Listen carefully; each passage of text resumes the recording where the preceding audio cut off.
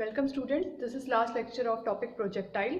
Till now we were doing projectile motion from ground to ground. Means कि हमने ground से throw किया था अपने stone को, projectile को, किसी भी object को, और ground पर जाकर उसने strike किया था. अभी तक हमने ये study किया है. But now we will study projectile motion on inclined plane, and that also in two ways. Number one, from down to top, and then from top to down. Down to top means कि हमारे पास एक inclined plane है. से first हम ये study कर रहे हैं एंड देन वो सारे रिजल्ट्स हम इसके लिए भी करेंगे. So down to top means कि हम नीचे खड़े हैं इंक्लाइन प्लेन में और हमने ऊपर की तरफ स्टोन को थ्रो किया है.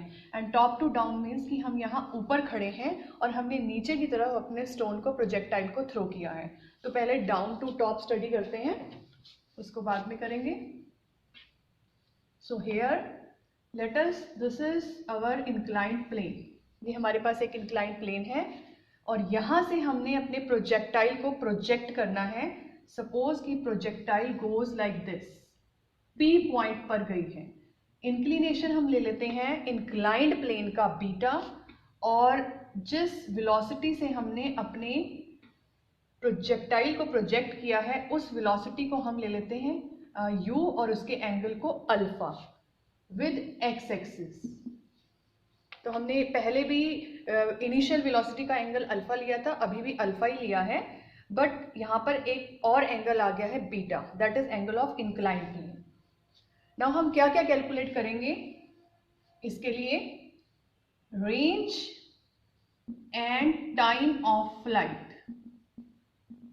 रेंज मीन्स OP, यहां से हमने थ्रो किया है, P पर जाकर पार्टिकल ने स्ट्राइक किया है, तो रेंज OP जिसे हम R कहेंगे. And the time of flight कि यहां से यहां जाने में टोटल कितना टाइम लगा, कैपिटल T. ये दोनों चीजें हमें कैलकुलेट करनी है. अब थोड़ा सा कैलकुलेट करने से पहले हम इसको अपने अभी तक जो किया था, मीन्स कि ग्राउंड टू ग्राउंड जो हमने मोशन स्टडी किया था उसके विद रिस्पेक्ट टू थोड़ा सा इसका कंपैरिजन कर लेते हैं कि कहाँ कहाँ पर डिफरेंस है. उससे हमें ये वाला आर्टिकल करना थोड़ा ईजी हो जाएगा. तो उसके लिए मैं अभी तक जो कर रहे थे वो ड्रॉ कर रही हूँ, this one. And we know कि अगर ये u है तो ये u cos alpha and u sin alpha, x axis के अलोंग, y एक्सिस के अलोंग. हमने x और y एक्सिस ली थी. एंड देन हमारे पास किसी भी पॉइंट पर g होता था ओनली y एक्सिस के अलोंग. x के अलोंग कोई भी g नहीं था, इसलिए यहाँ पर x एक्सिस के अलोंग कोई एक्सेलेरेशन नहीं थी. मीन्स की वेलोसिटी का x कंपोनेंट यहाँ पर वेरी नहीं करता था, ओनली y कंपोनेंट वेरी करता था वेलोसिटी का.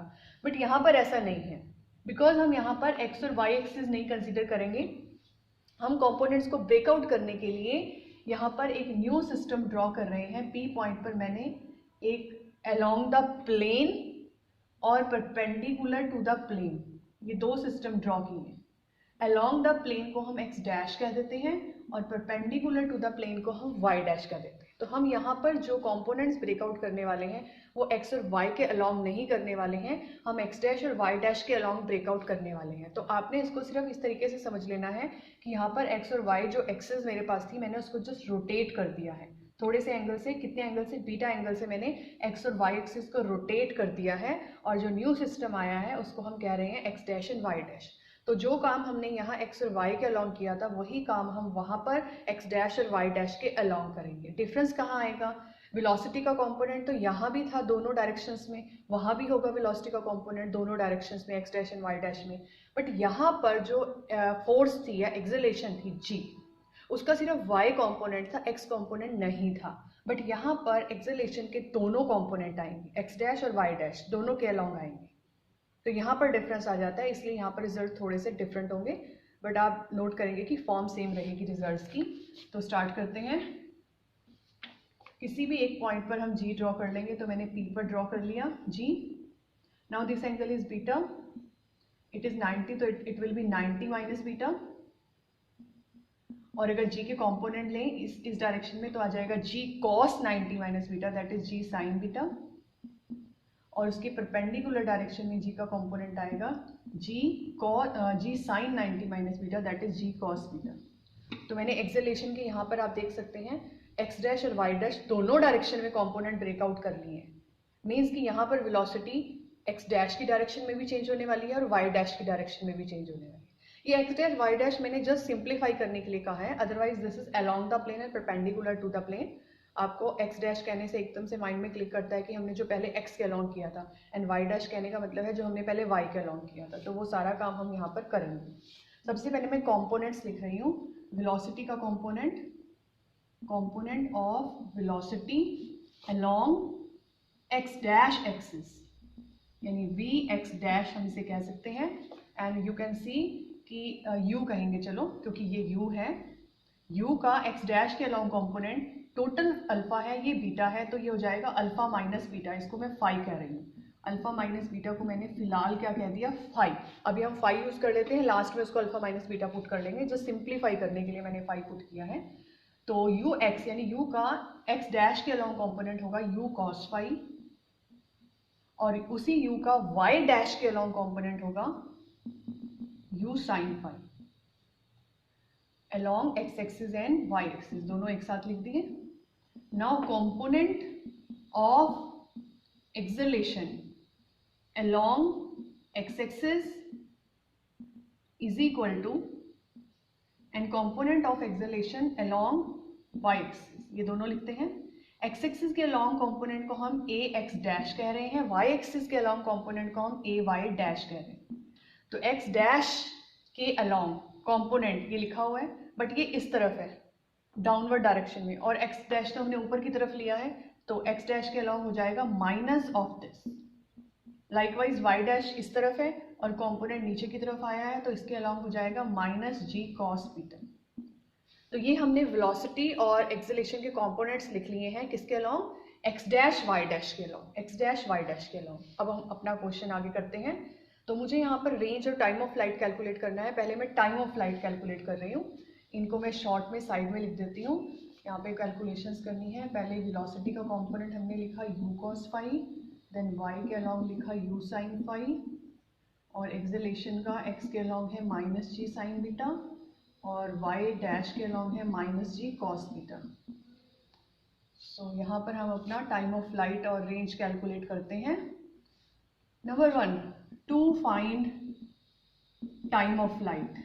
इसके लिए हम क्या करेंगे, एक ही फार्मूला मैं दोनों के लिए यूज करने वाली हूँ, and that formula is s is equal to ut plus half at square.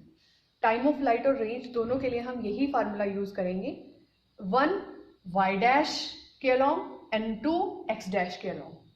तो पहले किसके अलोंग लें, पहले हम मोशन कंसीडर करते हैं इस प्रोजेक्टाइल का from O to P Y dash के अलोंग।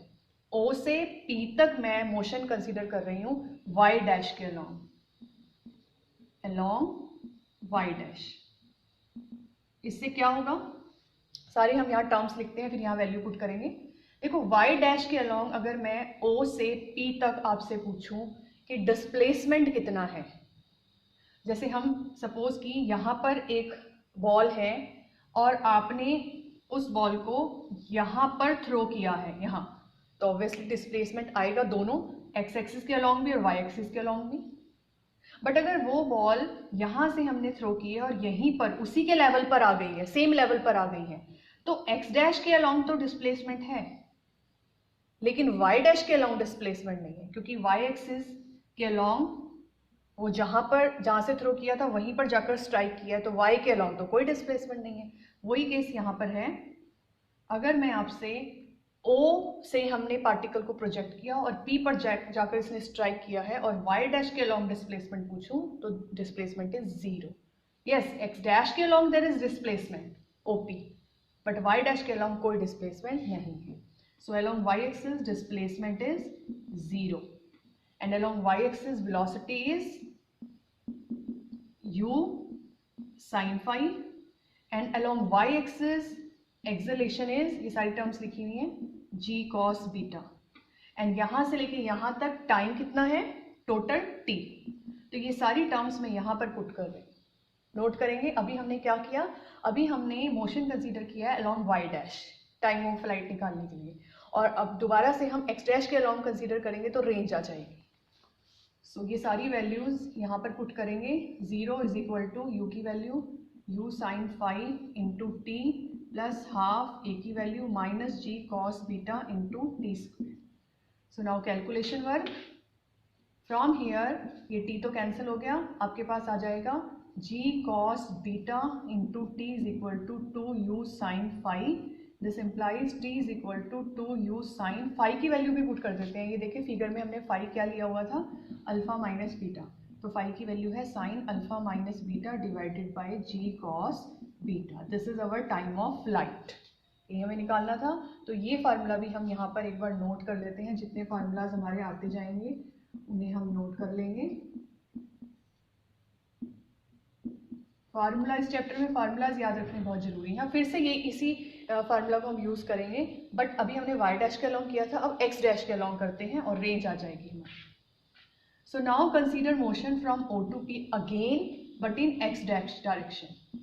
चलिए फिर से हम एस लिखेंगे, फिर से हम ए लिखेंगे, फिर से हम यू लिखेंगे. वो सारी टर्म्स दोबारा से लिखते हैं लेकिन एक्स डैश के अलॉन्ग. तो now what is displacement along x dash. देखें एक्स डैश के अलॉन्ग डिस्प्लेसमेंट है ओपी. ओपी यानी रेंज. और एक्स डैश के अलॉन्ग ये कंपोनेंट है माइनस जी साइन बीटा. एक्स डैश के अलॉन्ग ये कंपोनेंट है यू कॉस फाई. और टाइम तो हमें पता ही है, टोटल टी है. तो फिर से ये वैल्यू अब इसमें पुट करते हैं और एस की वैल्यू आर, यू की value U cos phi into small T is total time of flight capital T, plus half A की value minus ji sine beta and T square. So सारी values put कर दी. अब मैं T की value भी put करेंगे क्योंकि हम टाइम ऑफ फ्लाइट कैलकुलेट कर चुके हैं. ये टी की वैल्यू भी यहाँ पर पुट करेंगे. R is equal to you cos phi. अभी फाई नहीं पुट करेंगे, पहले अपनी कैलकुलेशंस कर लेते हैं, उसके बाद फाई पुट करेंगे. Cos beta plus plus minus हो जाएगा half G sine beta. T square की value 4u square sine square alpha minus beta divided by G square cos square beta. एक जी यहाँ से कैंसिल हो गया, 2 2 ज़ा 4 हो गया. कॉमन क्या आ रहा है 2u square divided by G sine alpha minus beta. ये सारी टर्म्स कॉमन है. अंदर क्या रह जाएगा, यहाँ रह जाएगा अंदर cos phi over cos beta minus, और यहाँ आपके पास रह जाएगा अंदर sine alpha minus beta divided by cos beta भी कॉमन ले लेते हैं. नीचे डिनोमिनेटर में कॉस बीटा भी कॉमन है तो इसको भी कॉमन ले लेते हैं कॉस बीटा. और ऊपर आपके पास यहाँ पर एक कोई sine alpha minus beta. Okay एक तो हमने कॉमन ले लिया था, कौन सी टर्म रह गई है, ठीक है साइन बीटा की टर्म रह गई है, साइन बीटा. नाउ एलसीएम ले लेते हैं. एलसीएम लेने के बाद हमारे पास आएगा sine alpha minus beta divide by cos beta and cos phi cos beta, cos phi cos beta. अब फाई की वैल्यू यहाँ पुट कर देते हैं. फाई की वैल्यू क्या थी, alpha minus beta into cos beta minus sine alpha minus beta sine beta divided by cos beta. तो ऊपर देखिए फार्मूला बन रहा है cos A cos B minus sine A sine B का. क्या फार्मूला होता है ये, कॉस ए प्लस बी का.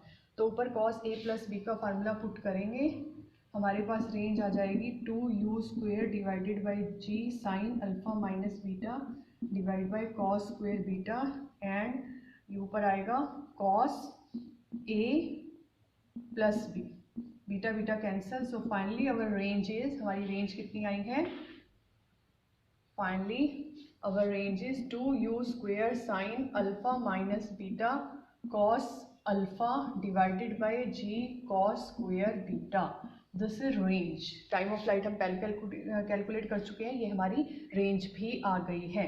अब मैक्सिमम रेंज कैलकुलेट करते हैं. इस रेंज को मैक्सिमम रेंज में कन्वर्ट करने के लिए हमें थोड़ा सा यहाँ पर और काम करना पड़ेगा, लेकिन पहले मैं यहाँ पर रेंज लिख देती हूँ क्योंकि ये रेंज हमें आगे भी यूज़ करनी पड़ सकती है. 2u square sine alpha minus beta into cos alpha divided by G into cos square beta. तो ये मैंने फार्मूला वहाँ लिख दिया. अब मैक्सिमम रेंज निकालने के लिए हम क्या करेंगे, हम u square over g cos square beta को सेपरेट कर लेते हैं और ये टर्म जो मैं ब्रैकेट में लिख रही हूँ इसका मुझे फार्मूला अप्लाई करना है. ये फार्मूला है 2 साइन ए कॉस बी का. 2 साइन ए कॉस बी का आपने अपनी +2 वाली क्लासेस में पढ़ा था, +1 +2 में. तो ये फार्मूला होता है sign A plus B plus sine A minus b का. तो ये फार्मूला मैं यहीं पर अप्लाई कर रही हूँ. साइन ए प्लस बी करेंगे तो ये आ जाएगा, plus sine A minus B करेंगे तो ये आ जाएगा। एंड वी नो दैट कि sine minus theta is equal to minus sine theta, minus बाहर आ जाता है तो इस माइनस को हम यहाँ बाहर लिख देते हैं। Now when R will be maximum, R maximum कब होगा?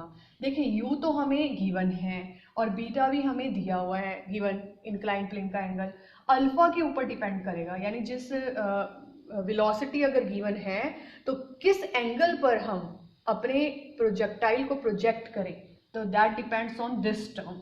Are will be maximum when this term is maximum, and when this term is maximum, its maximum value is 1.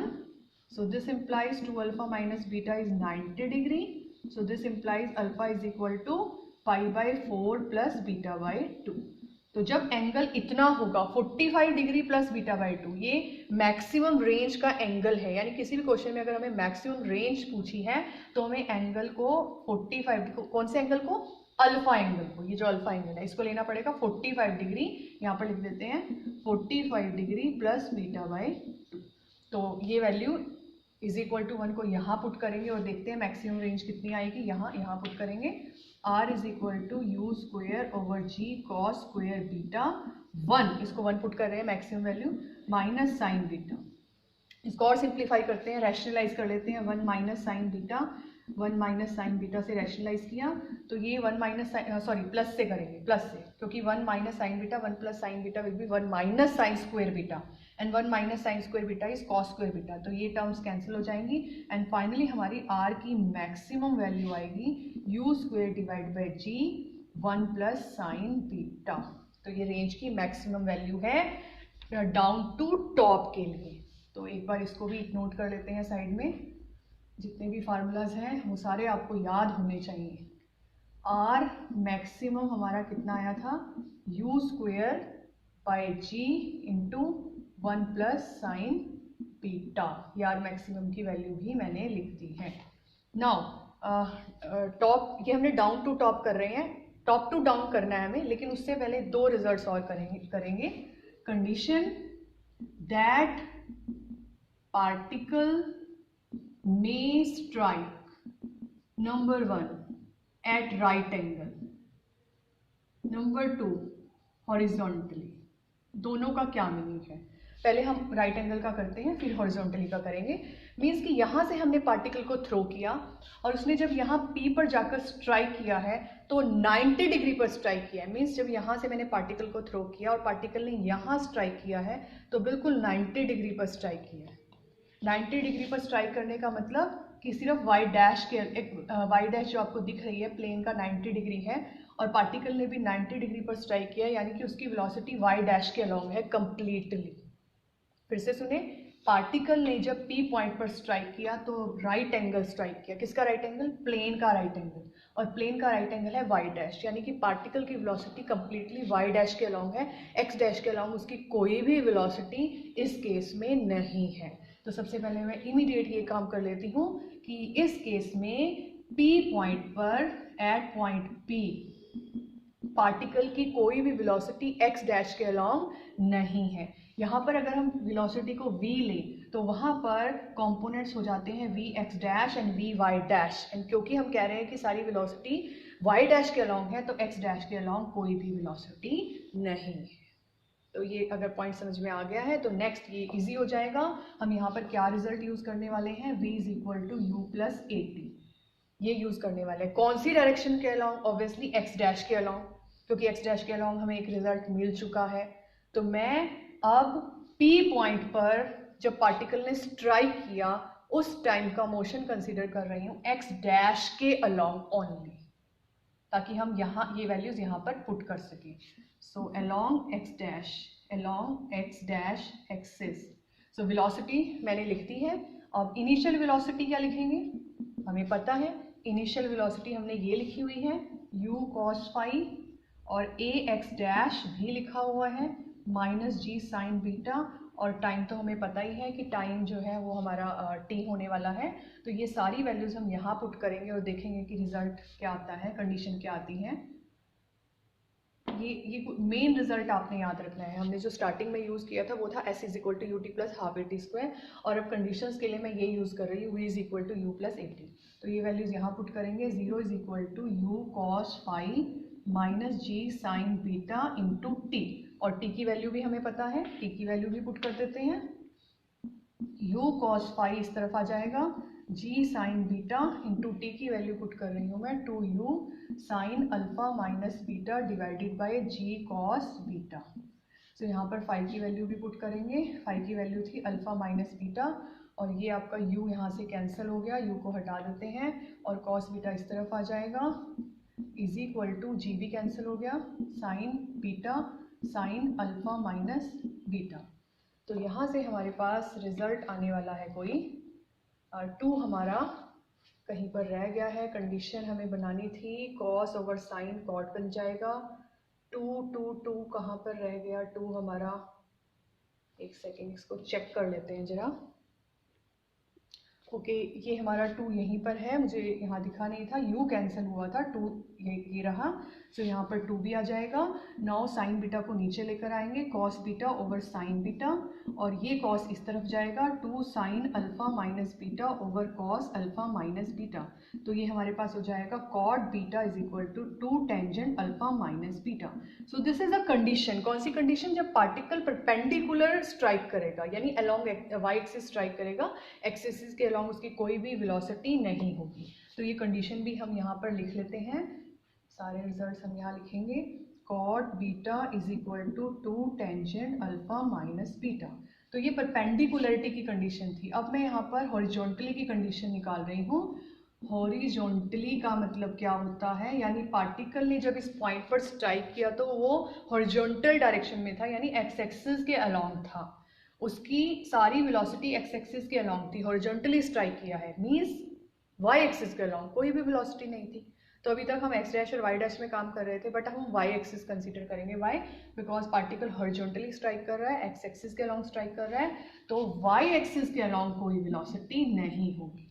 So Y axis के अलोंग बाकी terms भी लिख लेते हैं, you Y क्या लिखेंगे, अब यहाँ से नहीं लिखेंगे बिकॉज ये तो हमने डैश के अलोंग लिखा हुआ है, तो यू वाई क्या होगा फिगर से देख लेते हैं। फिगर से u का x के साथ एंगल है अल्फा, u का x के साथ है अल्फा, तो x के साथ तो u cos अल्फा होगा और y के साथ हो जाएगा u sin alpha. Now what is a along y axis, हमें पता ही है y एक्सिस के along तो g नहीं माइनस जी है, माइनस जी, और t तो कैपिटल T है। सो ये सारी वैल्यूज यहाँ पुट करते हैं, 0 is equal to u sine alpha minus g into t, t की वैल्यू भी मैं पुट कर रही हूँ, टी की वैल्यू है कैपिटल T की value u sine alpha is equal to g into t की value 2u sine alpha minus beta over g cos beta, g cancel हो गया, u कैंसिल हुआ, तो हमारे पास आ जाएगा sine alpha cos beta is equal to 2 sine alpha minus बीटा। 2 साइन a माइनस बी का फार्मूला अप्लाई करेंगे, sine a cos b minus cos a sine b। So यहाँ से ये दोनों टर्म सेम है, ये इस तरफ आ जाएगी 2 कॉस अल्फा साइन बीटा, और ये टर्म उस तरफ चली जाएगी, तो ये आ जाएगा साइन अल्फा कॉस बीटा।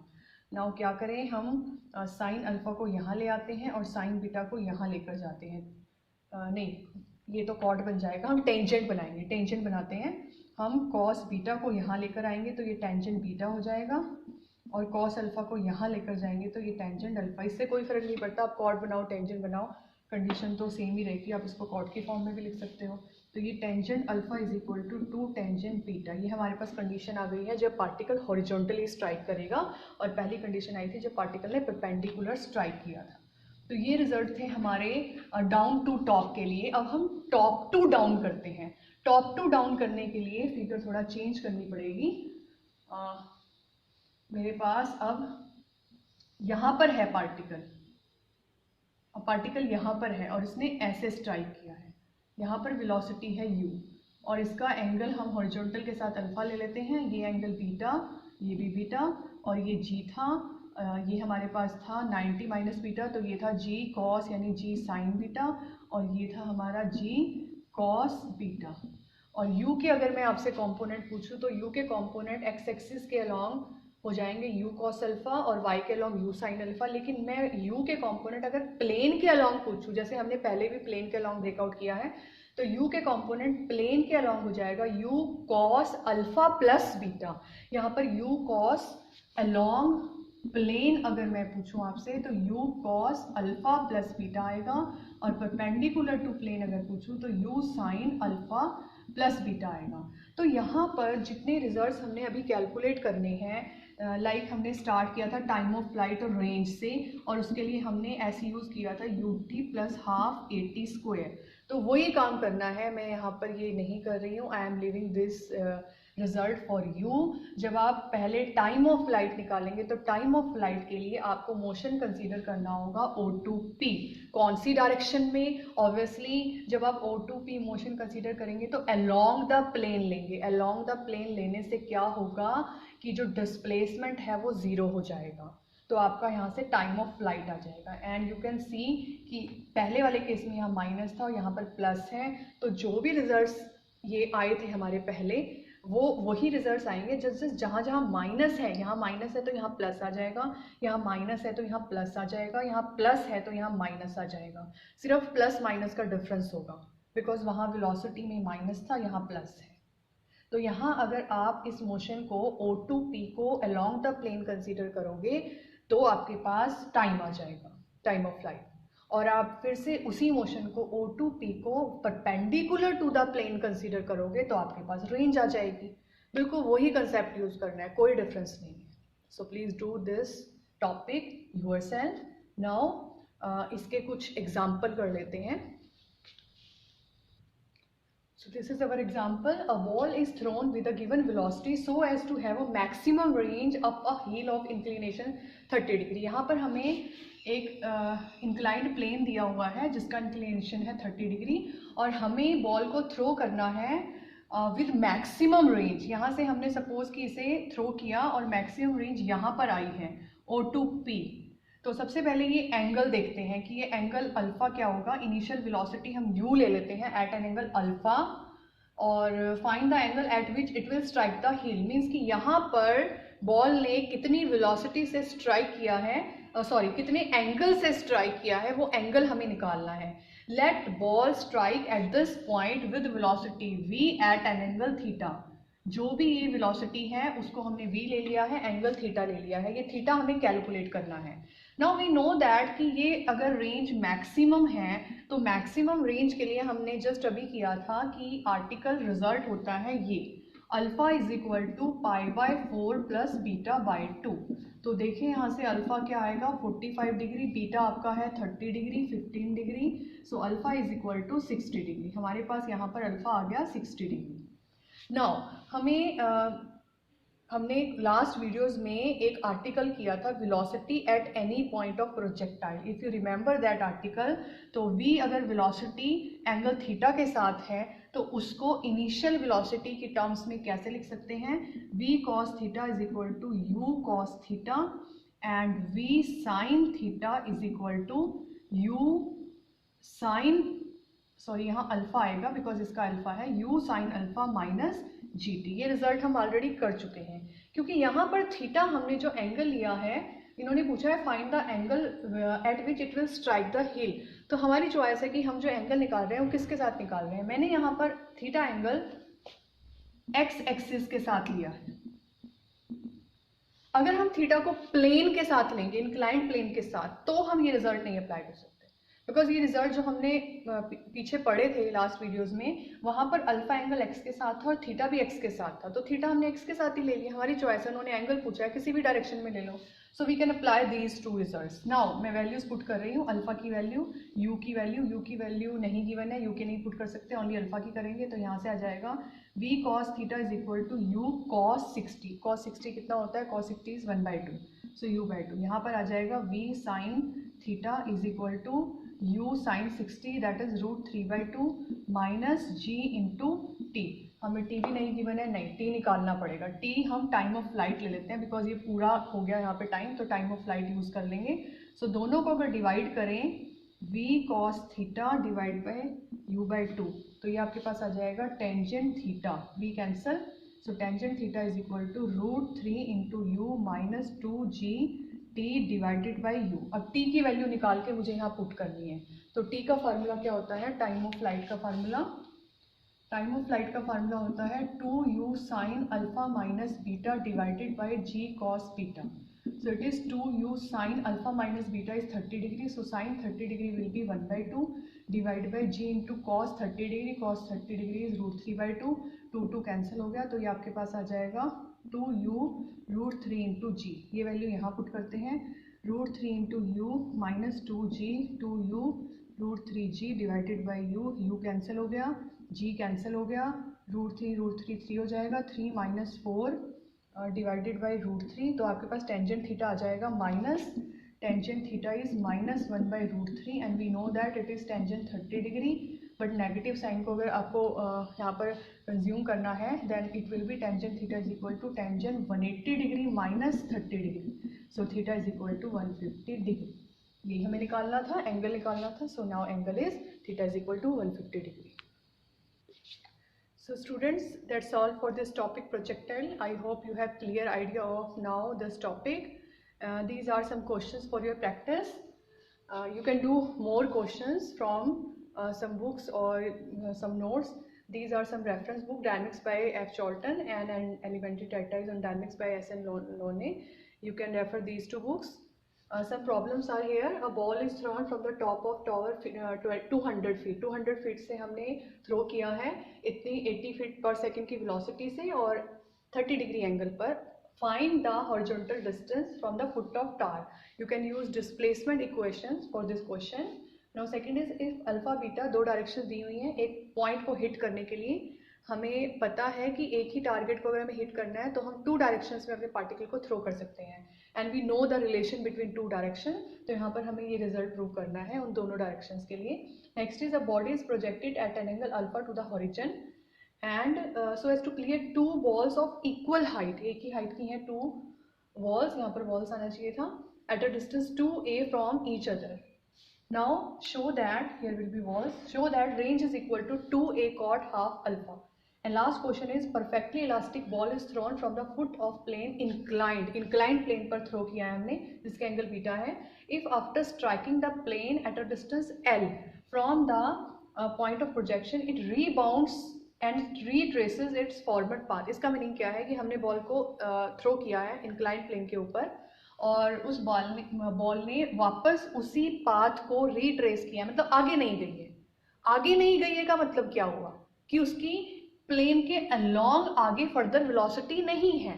तो अब यहाँ पर क्या यूज करेंगे जो हमने जस्ट थोड़ी देर पहले किया था, condition of right angle. Means कि कोई वेलोसिटी यहाँ नहीं है, सिर्फ यही कंप्लीट वेलोसिटी और ये राइट एंगल वाली वेलोसिटी होती है। तो कंडीशन ऑफ राइट एंगल आपको इस क्वेश्चन में यहाँ यूज करनी होगी। So do this question, practice this topic and refer these books. Thank you students.